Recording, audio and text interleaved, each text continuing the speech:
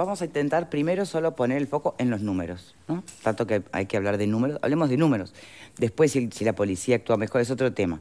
Los números dieron este aumento del 33,3%. Hay que dejarse llevar por la oposición y escuchar al senador Carrera que habla de cifras alarmantes. ¿Es alarmante? ¿Y qué lectura se hace de este primer trimestre? ¿Cómo se explica? Y obviamente no descartar la baja de determinados otros delitos que venían torturando a la sociedad, nadie dice que eso no es importante. Pero esta foto impacta, ¿o no? Marta.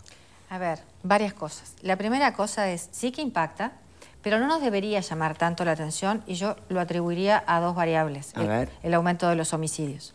Primero, nosotros nos estamos olvidando de que pasamos 2 años de pandemia donde el encierro tuvo efectos realmente importantes sobre la salud mental. ¿Tá? Salud mental que en este país tradicionalmente está poco cuidada y eso da cuenta de reacciones violentas de las personas.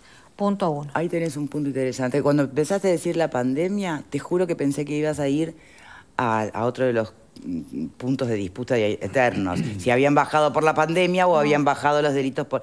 No, te fuiste para lo de la salud mental y es muy importante, está bien. Y el segundo punto que nos estamos olvidando es que el narcotráfico ha crecido de una forma considerable en nuestro país. Entonces, cosas que antes nosotros veíamos que sucedían en otros lados, ahora ya están entre nosotros. El tema de los grupos de narcotraficantes, las disputas por las zonas, los problemas que están teniendo para el combate del narcotráfico. Entonces, yo creo que esas dos variables, si no se trabajan de una forma responsable, dan cuenta de estas reacciones violentas. Fíjate que curiosamente subieron los homicidios y las denuncias de violencia doméstica.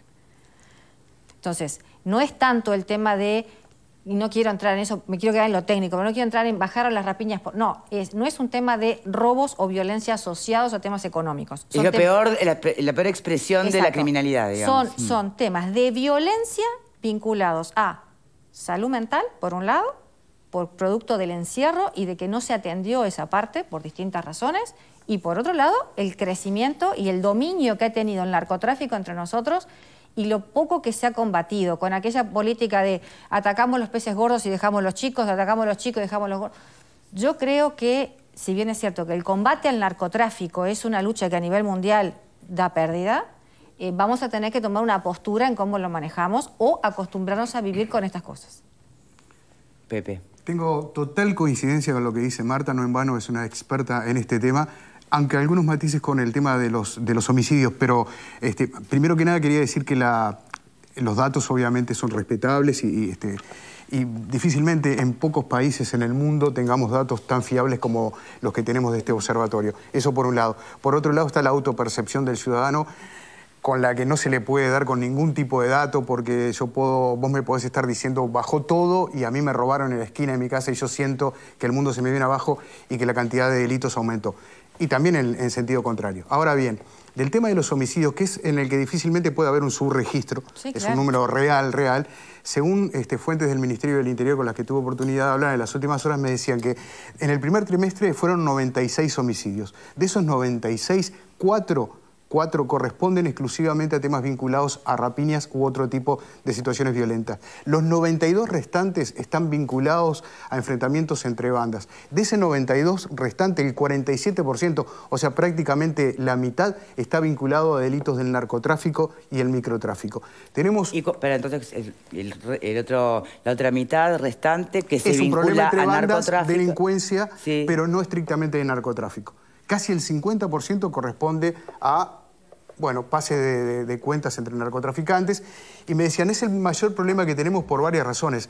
Nosotros ponemos la policía a disuadir, manejamos, digamos, un nivel de movimiento policial que se puede percibir por parte del ciudadano. Ahora, cuando un narcotraficante decide cobrar una deuda con un revólver en la mano, ahí es muy difícil que el Estado pueda hacer algo, porque es un tema bastante complejo. Entonces sería correcto hablar de la cultura del narcotráfico, de una cultura Sí. Porque algunos van por dame la droga, dame la plata, y otros van por territorio, claro, por eso, respeto, códigos. Por eso es lo que planteaba Marta. Si bien puede haber una mirada hacia el gran narcotraficante, pero el gran narcotraficante está sentado en un piso 35 atrás de una computadora viendo cómo blanquea la plata y cómo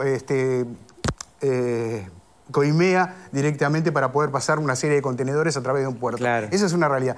El otro es el vecino que vive a 20 metros de una boca de pasta base, que lo vuelven loco porque están todo el día complicados. En la noche es un descontrol, porque además cuando se van a cobrar deudas están a los tiros, pueden lastimar a alguien. Ha pasado en más de una oportunidad que se han querido cobrar una deuda y han herido hasta menores de edad. O sea, es realmente muy complejo porque es la violencia en territorio y es la más difícil de combatir.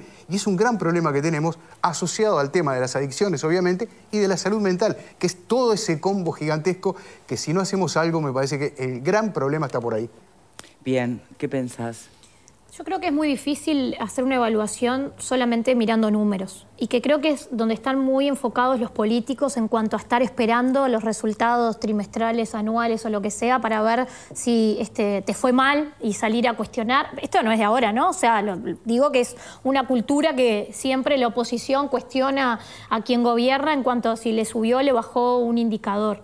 Creo que, como decía Pepe, no están vinculados los números a lo que siente la gente y a lo que vive la gente, ¿no? Yo creo a la gente no le importan los números en realidad.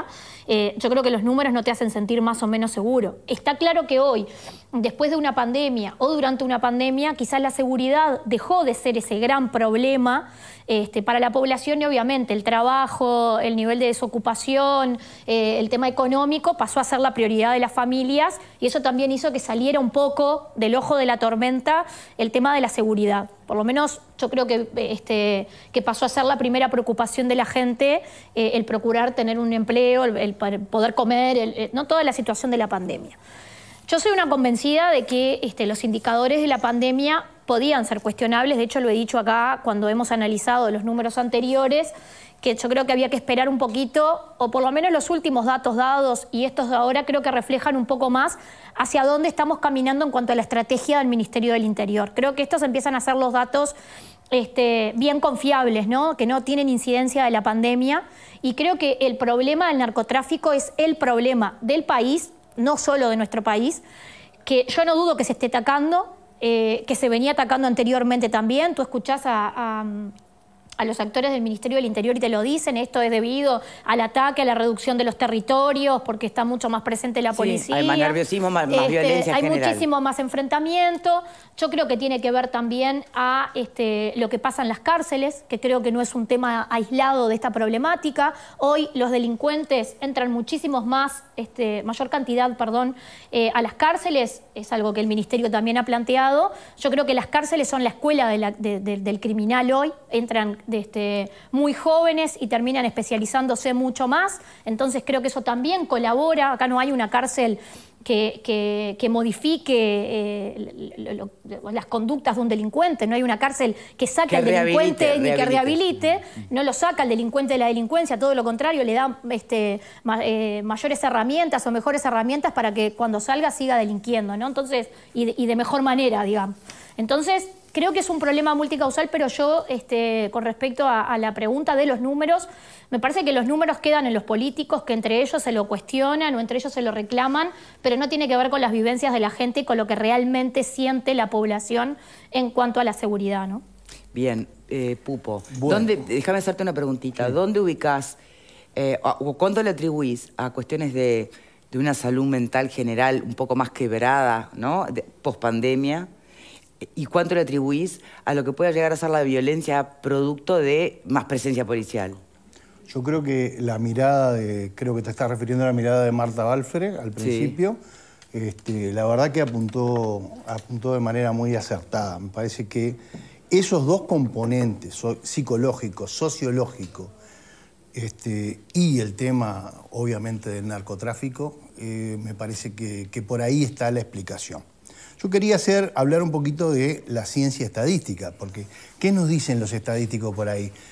Que vos por una medición sola podés sacar algunas conclusiones. Es lo que decía recién Valeria. Pero conclusiones definitivas es muy difícil de sacar, salvo que pase algo como lo que acaba de pasar ahora. O sea, el incremento en un 33% de las muertes no es un incremento cualquiera, no es que subió, no es lo que pasó con las rapiñas o con los hurtos. Las rapiñas, bueno, van dando, cada medición va dando un descenso y eso es una buena noticia para el país. En los hurtos hubo un pequeño aumento. En una medición sola eso no te dice nada, tenés que mirarlo 1 año o 2 años. Pero esto de los homicidios es un problema.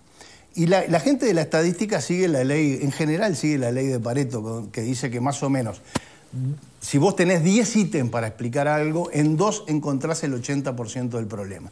Y acá se da algo parecido. En 2 ítems, uno lo señaló Pepe hace un rato, o sea, el 50% de los homicidios son ajuste de cuenta, tiroteo entre bandas, uno que se mata al otro dentro de una cárcel. Ese es el 50% del problema. Y agregale un 23% de un ítem que creció muchísimo, que es el de las muertes dudosas. El tema de las muertes dudosas o muertes sospechosas es algo para ponerle el ojo. ¿Qué está pasando?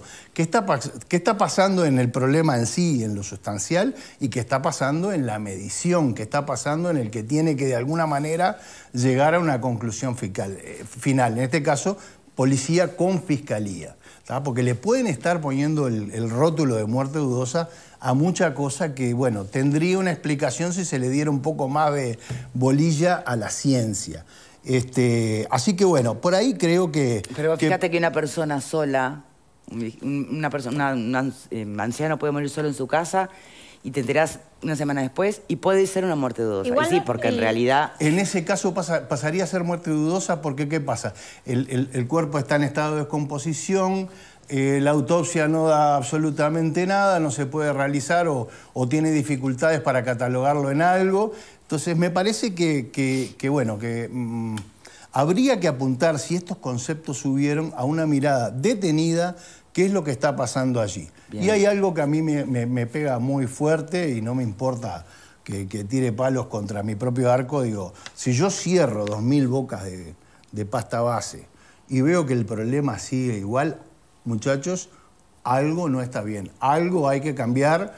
A mí, digo, yo mucho aprecio por el ministro, pero no... Pero tú mismo hablaste de la ciencia de la estadística, ¿no había que esperar antes de estar pidiendo renunciar a Heber? No, pero el renunciar a Heber es el recurso fácil, ya lo tuvimos en alguna época con otros gobiernos. Para mí hay que darle tiempo a Heber. Heber no hace 1 año que asumió el cargo, señores. O sea, vamos a no caer en la fácil, ¿no? Cada uno después tendrá su visión y su percepción respecto de la eficiencia de Heber en ese cargo. Pero cerramos 2.000 bocas de pasta base en lo que va de este gobierno. Y resulta que el problema más o menos sigue y el problema... O sea, me parece que hay que empezar a ver otro tipo de soluciones. Hacemos una pausita y ya venimos. Yo les quiero contar que con Avon podés llevar tu power